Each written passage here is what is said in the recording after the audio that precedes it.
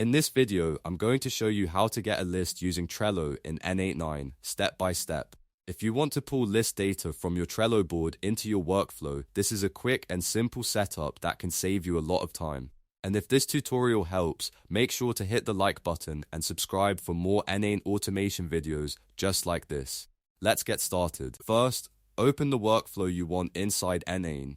This is the workflow where you'll add your Trello action, so make sure you're working in the right place before you continue. Once your workflow is open, look at the Nodes panel. From there, search for Trello and select it. N8n will now add the Trello node to your workflow canvas.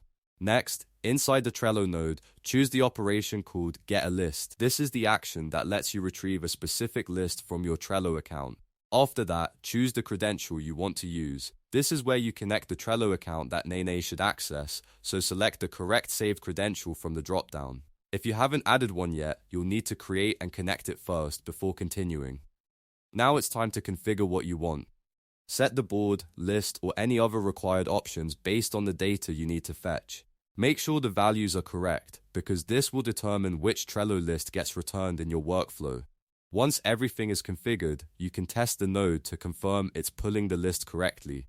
If the setup is right, N8n will return the Trello list details and you can use that data in the next steps of your automation.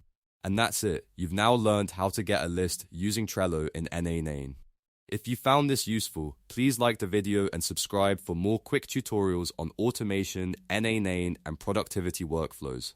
Thanks for watching.